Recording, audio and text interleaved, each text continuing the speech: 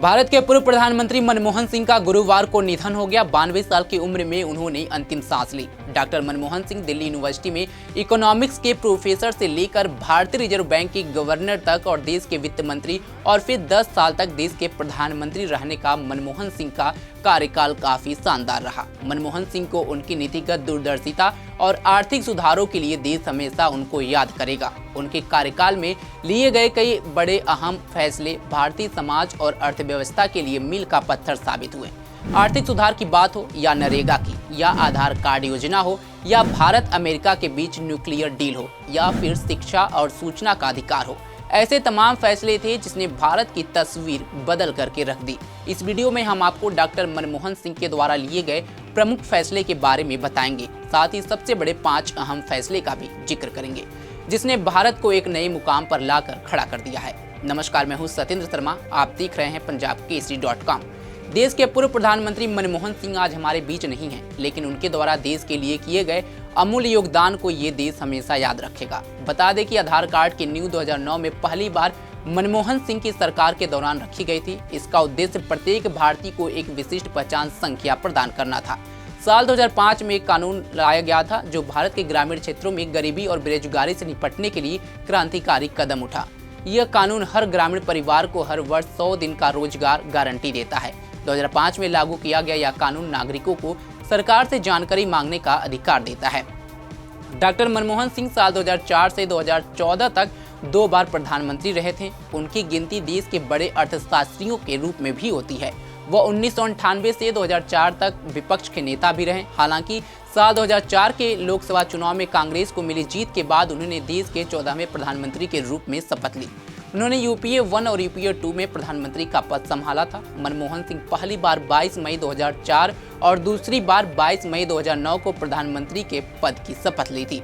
वह 1991 में पीवी नरसिम्हा राव सरकार में वित्त मंत्री के रूप में भारत के आर्थिक उदारीकरण के वास्तुकार थे।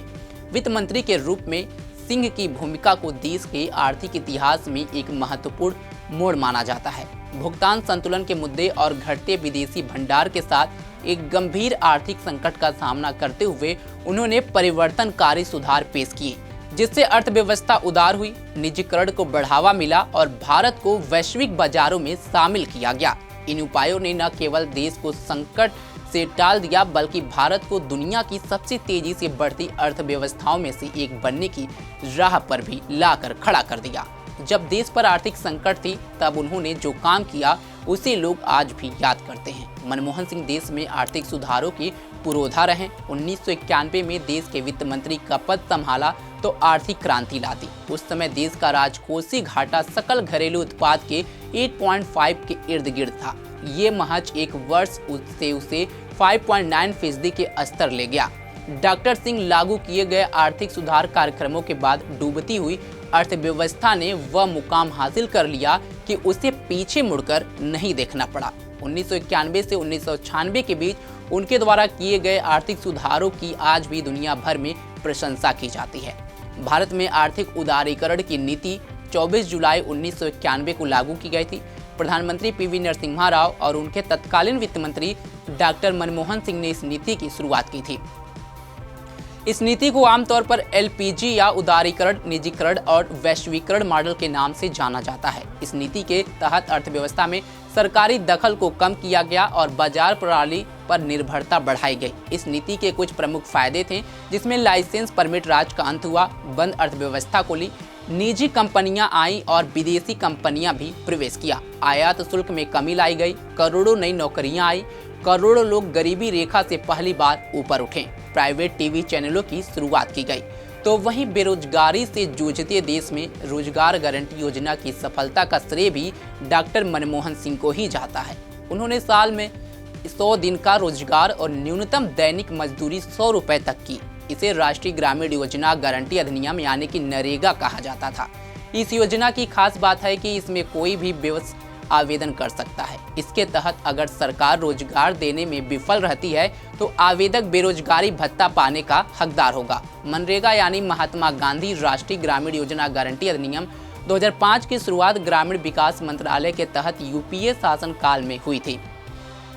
जब डॉक्टर मनमोहन सिंह प्रधानमंत्री थे। रोजगार गारंटी योजना दुनिया की सबसे बड़ी पहलों में से एक है। इसे 2 फरवरी 2006 को 200 जिलों में शुरू किया गया था, जिसे 2007 और 2008 में अन्य 130 जिलों तक विस्तार किया गया। 1 अप्रैल 2008 तक इसे भारत के सभी 593 जिलों में लागू कर दिया गया। 2006 से 2007 में परिव्यय 110 अरब रुपए था, जो तेजी से बढ़कर 2009 और 10 में 391 अरब रुपए हो गया, जो 2008 और 2009 के बजट की तुलना में राशि में 140% की वृद्धि है। इतना ही नहीं, भारतीय विशिष्ट पहचान प्राधिकरण का गठन सन 2009 में मनमोहन सिंह के समय ही गठित किया गया, जिसके तहत सरकार की इस बहुउद्देशीय योजना को बनाया गया। देश के हर व्यक्ति को पहचान देने और प्राथमिक तौर पर प्रभावशाली जनहित सेवाएं उस तक पहुंचाने के लिए इसे शुरू किया गया था। आज पैन नंबर को इससे लिंक करना, आपके मोबाइल नंबर को लिंक करना, बैंक खातों में भी आधार को जोड़ा जाना बेहद जरूरी हो चुका है। जब देश को न्यूक्लियर डील की जरूरत थी तो साल 2002 में यूपीए की गठबंधन सरकार के तमाम दबावों के बीच भारत ने इंडो यूएस न्यूक्लियर डील पर वार्ता की और 2005 में इस डील को अंतिम रूप दिया गया। उसके बाद न्यूक्लियर हथियारों के मामले में एक शक्तिशाली देश बनकर भारत उभरा। इस डील के तहत यह सहमति बनी थी कि भारत अपनी इकोनॉमी की बेहतरी के लिए सिविलियन न्यूक्लियर एनर्जी पर काम करता रहेगा। साथ ही मनमोहन सिंह के कार्यकाल में ही सूचना का अधिकार और शिक्षा का अधिकार अस्तित्व में आया। यह दोनों फैसले क्रांतिकारी साबित हुए।